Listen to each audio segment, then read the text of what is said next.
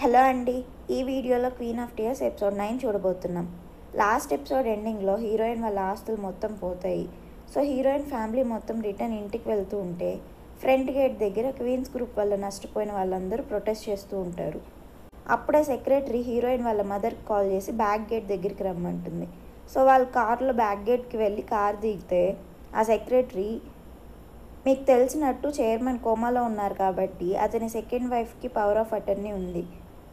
ఆమె మీ phones cards అన్నీ black చేసి ఎక్కడన్నా తెలియని చోట సైలెంట్గా ఉండమని చెప్తున్నారు. సో మీకు కావాల్సిన ఎసెన్షియల్స్ అన్నీ ప్యాక్ చేశాను, ఎక్కడికన్నా వెళ్ళండి మీరు అని చెప్పగానే హీరోయిన్ మదర్ కోపం వచ్చి, ఇది నా ఇల్లు అయితే నేను ఎక్కడికి వెళ్ళాలి అని తిడుతూ ఉంటుంది.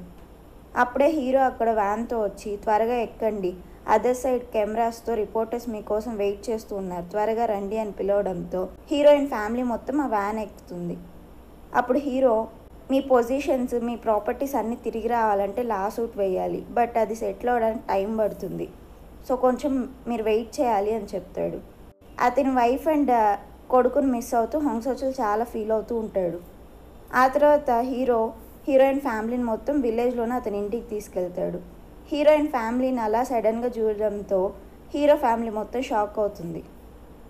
ఆ తర్వాత హీరోయిన్ పక్కకు పిలిచి, ఈరోజు హెల్ప్ చేసినందుకు థ్యాంక్ యూ, రేపు ఏదైనా వేరే ప్లేస్ చూసుకొని మేమందరం వెళ్ళిపోతాం, మనకు డైవర్స్ అయిపోయింది, సో ఇక్కడ ఉండడం నాకు కంఫర్టబుల్ కాదు అంటుంది.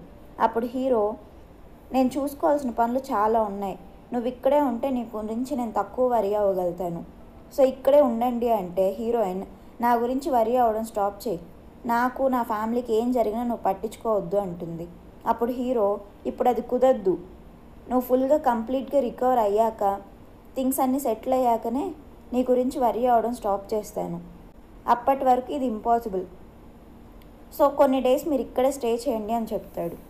ఆ తర్వాత హీరో వాళ్ళ మదర్ ఫుడ్ ప్రిపేర్ చేస్తుంది. సో వాళ్ళందరూ డిన్నర్ చేయడానికి కూర్చుంటారు. అప్పుడు హొంగ్సోచుల్, నాకు ఆకలిగా లేదు, వాటర్ ఇవ్వండి అంటాడు.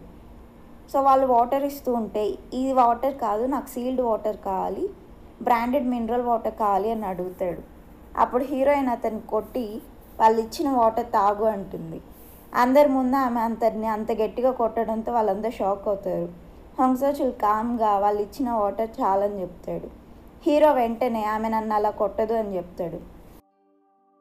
డిన్నర్ అయ్యాక హీరోయిన్ ఫాదర్తో, సార్ ఈ రూమ్లో మీరు మీ వైఫ్ ఉండొచ్చు, నేను విలేజర్స్ అందరికి చెప్పాను మీరు ఇక్కడ ఉండడం సీక్రెట్ అని, సో ఎవరు ఈ విషయం బయట పెట్టరు, ఇక్కడ ఎవరు ఇంటర్నెట్ కూడా యూజ్ చేయరు, సీసీటీవీ కెమెరాస్ కూడా ఉండవు, సో మీరు దేని గురించి వరి అవ్వకుండా ప్రశాంతంగా రెస్ట్ తీసుకోండి అని చెప్తాడు. అటు హొంగ్సోచుల్ హీరోతో, నా వైఫ్ నా కొడుకు నన్ను వదిలి వెళ్ళిపోయారు, ఆ యున్సాంగ్ నన్ను మోసం చేశాడు అంటూ ఏడుస్తూ బాధపడుతూ ఉంటాడు. యున్సాంగ్ వాళ్ళ మదర్ దగ్గరికి వెళ్ళి, ఏంటి నువ్వు చేసింది, ఇన్ ఫ్యామిలీని ఇక్కడ నుండి ఎందుకు పంపించేసావు అని సీరియస్గా అడిగితే ఆమె, మరి ఇంకేమనుకుంటున్నావు, వాళ్ళ ఆస్తులు మొత్తం తీసుకొని వాళ్ళతో పాటు ఇదే ఇంట్లో ఉందాం అనుకుంటున్నావా, నువ్వు హేయిన్తో కలిసి ఉండడం కుదరదు, ఆమెను మర్చిపో అంటుంది. అటు హొంగ్సోచుల్ సిచ్యువేషన్ చూసి హీరోయిన్ మదర్ బాధపడుతూ, కింద పనుకోవడం వాడికి అస్సలు అలవాట్లేదు, చిన్నప్పటి నుంచి స్పానిష్ బెడ్స్ పైన పనుకొని పెరిగాడు, ఇప్పుడు ఎలా చేస్తున్నాడో అంటూ బాధపడుతుంది. ఆ నెక్స్ట్ సీన్లో హీరోయిన్ వాళ్ళ ఫస్ట్ బ్రదర్కి కాల్ చేసి, డాడ్ మనల్ని ఇంట్లోంచి వెళ్ళిపోమన్నప్పుడు చాలా కోపం వచ్చింది, బట్ ఇప్పుడు అతను కోమాలో ఉన్నాడని చెప్తే చాలా బాధగా ఉందంటూ ఏడుస్తుంది. ఆ నెక్స్ట్ సీన్లో హీరో రూమ్లో కూర్చొని ఐపాడ్లోని సాంగ్స్ వింటూ ఉంటే హీరో ఆమెకి ఏం చేస్తున్నావు అని మెసేజ్ చేస్తాడు. అప్పుడు ఆమె, నీ రూమ్లోని ఐపాడ్లోని సాంగ్స్ వింటున్నా, ఈ సాంగ్స్ అన్నీ చాలా ఓల్డ్ సాంగ్స్, బట్ అన్నీ నా ఫేవరెట్ అంటుంది. అప్పుడు హీరో, ఆ ఐపాడ్ నాది కాదు, నా హై స్కూల్లో ఫస్ట్ డే నాకు అది గ్రౌండ్లో దొరికింది, ఎవరిదో తెలీదు అని మెసేజ్ చేస్తాడు. అప్పుడు హీరోయిన్కి పాస్ట్లో జరిగిన విషయం గుర్తొస్తుంది.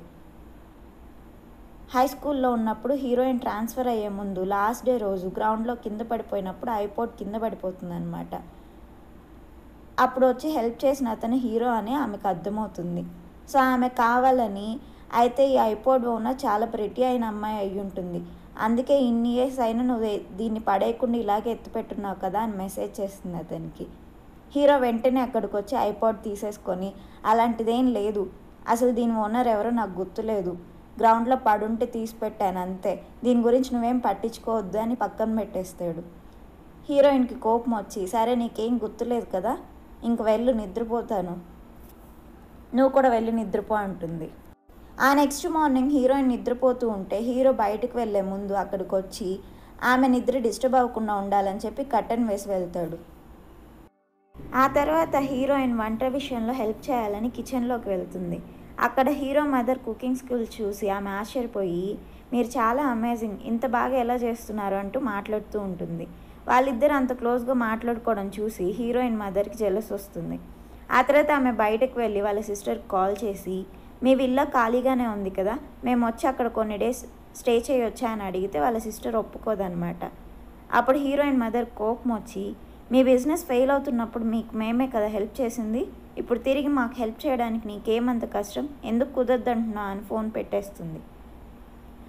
అటు న్యూ చైర్మన్గా అపాయింట్ అయిన యున్ సాంగ్ హీరోని అతని క్యాబిన్కి పిలిచి, హేయ్ని నువ్వే కదా పికప్ చేసుకుంది, ఇప్పుడు ఆమె ఎక్కడుంది అని అడిగితే హీరో, నేను పికప్ చేసుకున్న విషయం నిజమే, బట్ వాళ్ళు నాతో పాటు రాలేదు, ఆమె ఎక్కడుందో నాకు కూడా తెలీదు, నీకు తెలిస్తే నాకు కూడా చెప్పు అంటాడు హీరో కావాలని.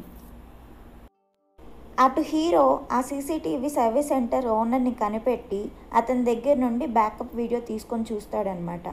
ఆ వీడియోలో ట్రాప్ సెట్ చేస్తుంది హొంగ్ సో చుల్ వైఫ్ అని హీరోకి అర్థమవుతుంది. అటు హొంగ్ సో చుల్ ఒక్కడే కూర్చొని అతని వైఫ్ వెళ్ళిపోతూ రాసి వెళ్ళిన లెటర్ చూస్తూ ఏడుస్తూ ఉంటాడు. ఆ లెటర్లో ఆమె, నిన్ను మోసం చేసి వెళ్ళిపోతున్నందుకు సారీ, నువ్వు అనుకుంటున్నట్టు గోను నీ సొంత కొడుకు కాదు, ఆ మాత్రం గుర్తుపట్టలేకపోయావా, అయినా నువ్వెప్పుడు ఇంతే, అస్సలు స్మార్ట్ కాదు, చిన్నప్పుడు మనం మీట్ అయ్యి ఉన్నాం, ఆ విషయం నీకు గుర్తుందా, ఆర్ఫనేజ్కి వచ్చిన ప్రతిసారి నువ్వు నన్ను మీట్ అయ్యేవాడివి, బట్ పెద్దయ్యాక ప్రజెంట్ మాత్రం నువ్వు నన్ను గుర్తుపట్టలేకపోయావు, అలాగే ఇప్పుడు కూడా జరిగిందంతా మర్చిపోయి లైఫ్ కంటిన్యూ చెయ్యి, నా గురించి ఆలోచించొద్దు, బట్ లైఫ్లో నీలాంటి మంచి పర్సన్ని నేను మీట్ అవ్వలేను అని చెప్పి ఆ లెటర్లో రాసి ఉంటుందన్నమాట. అది చదువుతూ హొంగ్ సో చుల్ ఏడుస్తూ ఉంటాడు. అప్పుడే హీరోయిన్ అక్కడికి వస్తుంది. హీరోయిన్ని చూసి అతను, నా వైఫ్ నన్ను వదిలి వెళ్ళిపోయింది అంటూ ఏడుస్తూ ఉంటే ఆమె ఇంకెప్పటికి తిరిగి రాదు, నువ్వు మర్చిపో, ఆమె అన్నీ వదిలేసి వెళ్ళిపోయింది అంటే హొంగ్ సో చుల్, నన్ను కూడా తీసుకెళ్ళొచ్చు కదా, నన్నెలా వదిలి వెళ్ళిపోయింది అంటూ ఏడుస్తూ ఉంటాడు. హీరోయిన్ ఫాదర్ హీరో ఫాదర్తో కలిసి డ్రింక్ చేస్తూ అతనితో మాట్లాడుతూ, ఫ్యామిలీ హెడ్గా వాళ్ళందరికీ ధైర్యం నేను చెప్పాలి, బట్ ఇలాంటి సిచ్యువేషన్లో నేనేం చేయలేకపోతున్నా, చాలా బాధగా ఉంది, నా కాంటాక్ట్లో ఉన్న ఫ్రెండ్స్ పార్ట్నర్స్ అందరికీ కాల్ చేశాను, బట్ అందరు నా కాల్ ఇగ్నోర్ చేస్తున్నారు, ప్రజెంట్ నా దగ్గర 20 మిలియన్ కూడా లేదంటే ఇలాంటి రోజు ఒకటి వస్తుందని అస్సలు అనుకోలేదు అని చెప్పి బాధపడుతూ ఉంటే హీరో ఫాదర్, ఈ టైంలో ఇలా మీకు చెప్పొచ్చో లేదో తెలీదు, బట్ అందరి దగ్గర 20 మిలియన్ డబ్బులు ఉండవు, అంత డబ్బులు ఎవరు పాకెట్లో పెట్టుకొని తిరుగురు, నా లైఫ్లో అంత డబ్బులు ఎప్పుడూ లేదు, బట్ నేను హ్యాపీగా ఉన్నాను అని చెప్తాడు. అటు హీరోయిన్ హీరో కోసమని రోడ్లో వెయిట్ చేస్తూ ఉంటే ఆమెకి హెడేక్ వచ్చి కళ్ళు తిరిగి కింద పడిపోతుంది. ఫ్యామిలీ మెంబర్స్ అందరూ ఆమెకి ఏమైందని టెన్షన్ పడుతూ ఉంటారు. అప్పుడే ఆమె నిద్రలేస్తుంది. కంగారు పడుతూ అందరూ ఏమైంది, ఎలా ఉందని అడుగుతూ ఉంటే హీరోయిన్ అంట, ఏమైంది, మెడిసిన్ రెగ్యులర్గా వేసుకుంటున్నావా లేదా అని అడుగుతుంది. హీరోయిన్ వెంటనే కవర్ చేస్తూ, నాకు ఎనేమియా ఉంది, ఆ మెడిసిన్ గురించి అడుగుతుంది అని చెప్తే హీరోయిన్ ఫాదర్, ఎనేమియానా, ఎంత సివియర్గా ఉంది, అయినా ఇలా పడిపోవడం ఏంటి అని టెన్షన్ పడుతూ అడుగుతూ ఉంటాడు. అప్పుడు హీరోయిన్ మదర్, ఎనేమియా నాకు కూడా ఉంది, ఇలా డిజీనెస్ నేను కూడా ఫీల్ అవుతాను, అప్పుడప్పుడు నిద్ర కూడా పట్టదు, అదేమంత సీరియస్ కాదు అంటుంది. అప్పుడు హీరో మదర్, రేపు బెక్యూనోతో పాటు వెంటనే సోల్కి వెళ్ళి డాక్టర్ దగ్గర చెక్ చేయించుకో అని చెప్తుంది హీరోయిన్ని. అటు హీరోయిన్ వాళ్ళ ఆంట హీరోయిన్ మదర్ని పక్కకు పిలిచి, హే, అంత హార్ష్గా బిహేవ్ చేయొద్దు, ఆమె సిచ్యువేషన్ తెలిస్తే నువ్వు ఇలా చెయ్యవు, ఆమె హెల్త్ గురించి కొంచెమైనా ఆలోచించు, హేయిన్ని జాగ్రత్తగా చూసుకో అంటూ హీరోయిన్కున్న డిసీజ్ గురించి చెప్పబోతూ కంట్రోల్ చేసుకుని ఆపుకుంటుందన్నమాట.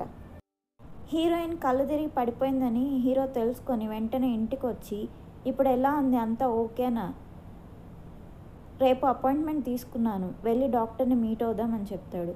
ఆమె సరే అని చెప్పి ఇటు వచ్చి కూర్చొని నీతో మాట్లాడాలి, అసలు ఏం జరుగుతుంది, నువ్వేంటి రోజు చాలా బిజీగా ఉంటున్నావు అని హీరోని అడిగితే అప్పుడు హీరో క్వీన్స్ ల్యాండ్కి సెల్ చేసిన ల్యాండ్ని ఆ ఏజెంట్ మళ్ళీ డబుల్ కాంట్రాక్ట్తో వేరే వాళ్ళకు కూడా సేమ్ ల్యాండ్ని అమ్మాడు. సో ఆ ల్యాండ్ కొనుక్కున్న వాళ్ళందరూ మోసపోయినందుకు ప్రొటెస్ట్ చేస్తూ ఉన్నారు. ఇది పక్క రియల్ ఎస్టేట్ ఫ్రాడ్. ఆ ఏజెంట్ కోసం సెర్చ్ చేస్తూ ఉంటే అతను పెళ్లి చేసుకొని త్వరలో కొరియా వదిలి అబ్రాడ్ వెళ్ళిపోతున్నాడని తెలిసింది. సో ఆ ఏజెంట్ని ఎలాగైనా పట్టుకోవాలని ట్రై చేస్తున్నా అని చెప్తాడు హీరో. ఆ నెక్స్ట్ డే మార్నింగ్ యూన్సాంగ్ సోయల్లోని హీరోయిన్ వాళ్ళ ఇంట్లోకి వెళ్ళి ఆ ఇల్లంతా సెర్చ్ చేస్తూ ఉంటే అతనికి హీరోయిన్ మెడికల్ కార్డు కనిపిస్తుంది అనమాట. ఆ కార్డు తీసుకెళ్ళి అతను హాస్పిటల్లో ఇష్యూ చేసి యాక్సెస్ చేస్తే heroine medical record summary report వస్తుంది. ఆ రిపోర్ట్లో హీరోయిన్కి ట్యూమర్ ఉందని 3 monthsలో చనిపోబోతుందని చూసి అతను షాక్ అయ్యి డాక్టర్ దగ్గరికి వెళ్ళి వెంటనే హేయిన్కి ఏం హెల్త్ బాగాలేదు, ఆమెను సేవ్ చేసుకోవాలంటే ఏం చేయాలి అని అరుస్తూ అడుగుతాడనమాట. బట్ డాక్టర్ నువ్వు హెయిన్ గార్డియన్ కాదు కాబట్టి ఈ డీటెయిల్స్ నీతో షేర్ చేయలేను అని చెప్తాడు.